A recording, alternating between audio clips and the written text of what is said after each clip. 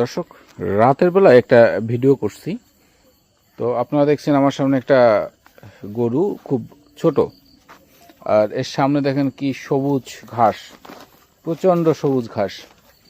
তো এই গরুর গত পরশুদিন আমাদের মাটিভাঙ্গা অঞ্চলে বৃষ্টি হয়েছে। যতটুকু বৃষ্টি হয়েছে, বৃষ্টির পরপরই আমরা জানিয়ে দিচ্ছি আপনারা এই অবস্থায় গরুকে সবুজ ঘাস খাওয়াবেন না। বৃষ্টির পর যখন ঘাস খাওয়ানো হয় তখন বায়ুমণ্ডলে থাকা যে নাইট্রোজেন, এই নাইট্রোজেন নেমে আসে বৃষ্টির সাথে ভূমিতে আসার পর সেই নাইট্রোজেনটাকে ভেঙে গাছ গ্রহণ করে নাইট্রিক হিসেবে। নাইট্রিক হচ্ছে একটা পয়জন প্রাণীর জন্য, আর উদ্ভিদের জন্য হচ্ছে খাদ্য। আমি একাধিকবার এই বিষয়ে ভিডিও তৈরি করেছি, মানুষকে সচেতন করার চেষ্টা করেছি, তাদের বারবার জানিয়েছি যে এই কাজটি ভুলেও করা যাবে না।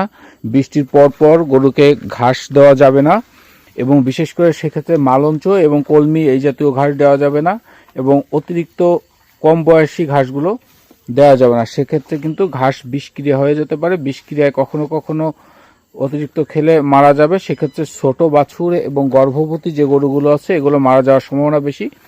এবং এই যে বাঘাজোড়ায় এসেছি, এই বাঘাজোড়ায় গতকাল রাত্রে 2টি গরু মারা গেছে ঘাস খাওয়ানোর পরে। বৃষ্টির পরে যে ঘাসটা, সেই ঘাসটা খাওয়ানোর জন্য এই মারা গেছে। এই জিনিসগুলো আপনাদের সচেতন হতে হবে। এবং এখন যিনি আসছে উনি আমাকে বলতেছে যে গরু খাবার কম খাচ্ছে। তখন আমার ভিতরে সন্দেহ হয়েছে এবং সে আমার কাছে কৃমির ওষুধ আনতে চাইছে। আমি তাকে কৃমিনাশক দেই নাই, কারণ আমার তার মানে কথায় সন্দেহ হয়েছে যে এই গরুকে আমি এখন কৃমিনাশক না দেখে দেওয়া যাবে না। আমি বললাম যে আপনি 2 দিন অপেক্ষা করেন। তো এসে যে জিনিসটা আমি ধারণা করলাম তার একটা জিনিসই যে দেখা যাচ্ছে সবুজ ঘাস। গরুর মূলত এখন অ্যাসিডিটি হচ্ছে এবং নাইট্রিক পয়জন এই গরুটারও কিছু অংশ মোটামুটি আছে, পরিপূর্ণভাবে নাই। কারণ কয়েকদিন নতুন আনার পরে খাবারটা কম খাইছে, কিন্তু যতটুকু খাচ্ছে তার কারণে মৃদু নাইট্রিক প্রয়োজন হচ্ছে, যার কারণে ওর পেটে অস্বস্তি হচ্ছে। এই অস্বস্তি হওয়ার জন্য ও খাবার খুব কম খাচ্ছে।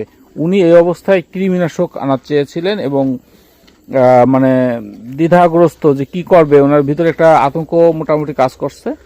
পরে বাসায় এসে আমাকে ফোন দিয়েছে গরুটা দেখতে আসেন। এখন যে দেখতেছি খাবার কিছু খাচ্ছে, কিন্তু এটি নাইট্রিক প্রয়োজনের পাশাপাশি যে কাজটি ওনাকে করতে হবে, বা আপনাদের সকলকে আমি বলতেছি, আমি এখনই এই খাবার খাওয়া বন্ধ করে দেবো। আপনি খাবারটা খাওয়া বন্ধ করেন, এই খাবার খাওয়া বন্ধ করবো। আমি এই ভিডিওটা আপনাদের করলাম এই কারণে, খাবার খাওয়া অবস্থায় যে এই ঘাসগুলো কতটা ক্ষতি হতে পারে এবং এটি যে মৃত্যুর কারণ, এবং এটি বাঁচানোর জন্য দরকার হয় মিথাইল ব্লু আমরা সচরাচর আমাদের অফিসে আমরা পাই না। এরপরে সোডিবাইকার্ব ইঞ্জেকশনে অনেকটা উপকার হয়, কিন্তু মিথাইল ব্লুটা এখানে খুব বেশি কাজ দেয়।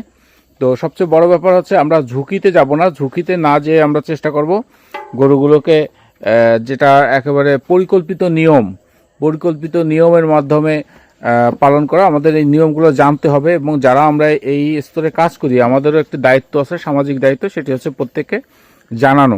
কারণ একজন গরিব মানুষের ওনার ঘর বাড়ি দেখে খুব একটা ভালো মনে হচ্ছে না, ওনার জন্য এই গরুটা অনেক টাকার। অনেকের কাছে হয়তো খুব একটা টাকা না, কিন্তু ওনার জন্য আমার দৃষ্টিতে অনেক টাকার। তো এই প্রাণীটা বেশি টাকার হোক আর কম হোক, এই প্রাণীটার বাঁচার অধিকার আছে। তো সেই ক্ষেত্রে যে ভুলগুলো হয়, এই ভুলগুলো সকলকে জানানো দরকার, আমাদের বোঝানো দরকার। তো আমি আপনাদের বলছি, আপনারা যখন প্রথম বৃষ্টি হয়েছে কিছুদিন ঘাস খাবার থেকে বন্ধ রাখেন। আর যদি ঘাস খাওয়াতেই হয় তাহলে ঘাস কেটে রোদে কয়েক ঘন্টা শুকানোর পর সেই ঘাস কেটে খড়ের সাথে মিলিয়ে তারপরে খাওয়াবেন। অতিরিক্ত ঘাস খাওয়ানো এই ক্ষেত্রে কিন্তু গরুর ক্ষতির কারণ হয়ে যেতে পারে, অনেকখানি প্রাণঘাতী হতে পারে। যেমন গতকালকে 2টি গর্ভবতী গাভী এই মারা গেছে হচ্ছে আপনার আমাদের পার্শ্ববর্তী যে বাঘাজোড়া গ্রাম আমাদের এলাকায়। তো আপনারা যারা আমাদের ভিডিও দেখেন এই ভিডিওটা শেয়ার করে দেবেন। অন্তত আগামী 15 দিন পর্যন্ত এই বৃষ্টির পরে কেউ যেন ঘাস খাওয়ায় না, আর অতিরিক্ত জালি ঘাসটা অবশ্যই খাওয়াবে না। তো আমি বিদায় নিচ্ছি, সবাই ভালো থাকবেন।